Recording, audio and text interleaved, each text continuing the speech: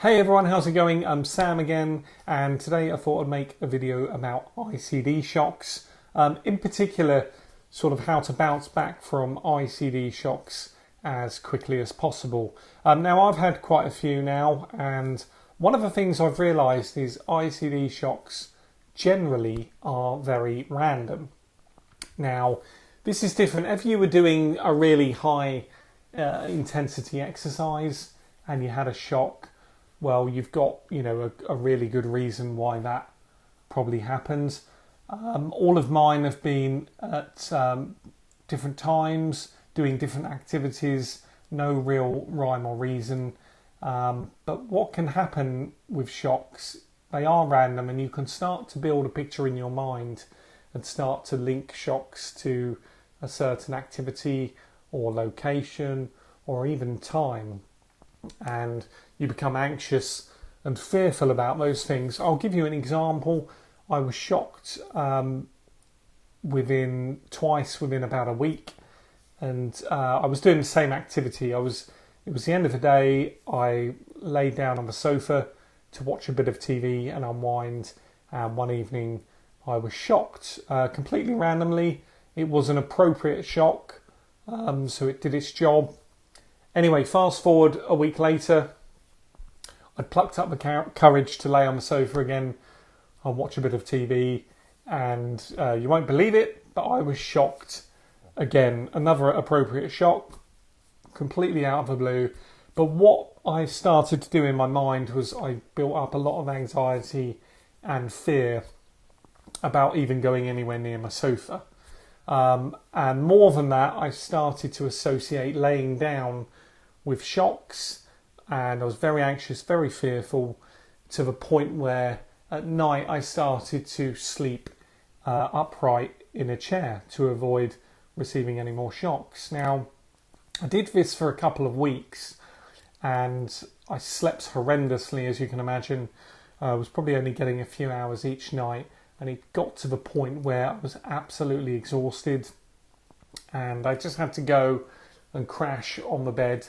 I think I even went up there in the daytime. I did, and I slept for quite a long period of time. And when I woke up, I felt so refreshed, but mentally I'd made a little change in my mind.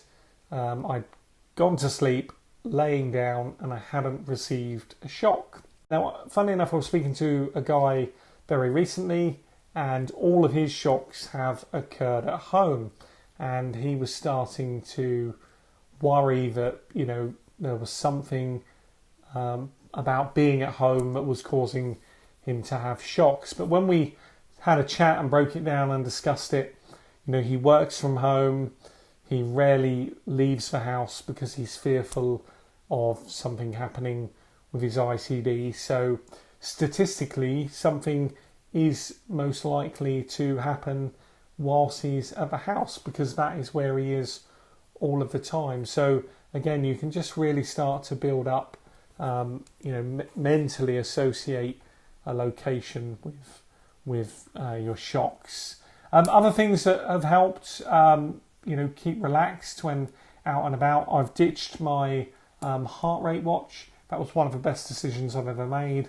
I was constantly looking at my heart rate, constantly doing ECGs, and it just became so unhealthy. I don't miss it whatsoever. I don't think I've worn it in about a year now, and best decision I've ever made. But other simple steps I make, if we're travelling somewhere, I will make sure to familiarise myself with where the nearest decent hospital is. If I'm going out on a walk on my own, I'll share my location on WhatsApp with my wife. I'll tell her the rough route I'm taking and roughly how long I'm going to be. I keep the ICD clinic's number saved in my phone. I've got the cardiologist's number, direct line through to his secretary's office in my phone. Just taking some simple little steps can also make you feel a lot better. Try and surround yourself with people where possible. One of the best things that I did recently, I was feeling a bit low after an event, and by getting back into work, into the office as quickly as possible, just being around other people, the distraction away from my situation was absolutely brilliant. And I think half the time it is distraction. Hey guys, as you can see, we are at the beach, and I wanted to bring you here because this place holds very mixed emotions for me. We moved up to the Norfolk coast about 6 years ago, and we moved up here to enjoy coastal life. I was a very keen runner, liked to do a bit of surfing. As you can see, somewhere behind me is the dog running around. Like to do lots of dog walks. But it was just a few yards over my shoulder where I first collapsed on a run and discovered I had cardiomyopathy. Now, I've since had a few other incidents on this beach which has really shook my confidence. And one that was fairly recent, I came out, I wasn't feeling great at all. I was having lots of runs of ectopic beats, and I was feeling like my device was going to go off. Now, this went on for about 20 or 30 minutes.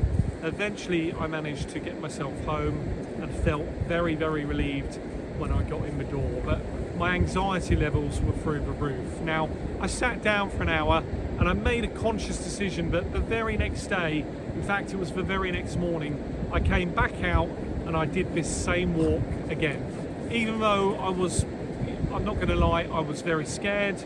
I had to just get out and get it off my chest and do this walk. And I did it the next day, the next day, and the next day. And hey presto, within a few days, I'd forgot completely about what had happened, and I'd rebuilt my confidence. So one thing you have to try and remember is that your loved ones and family, they will also feel anxious and fearful for you, especially if you've had a shock recently.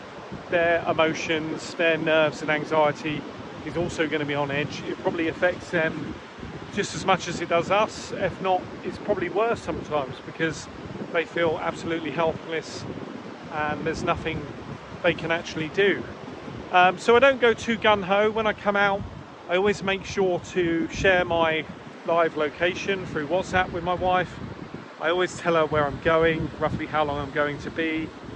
Try and stick to areas where I get really good phone signal and keep my phone fully charged. Just basic stuff, really.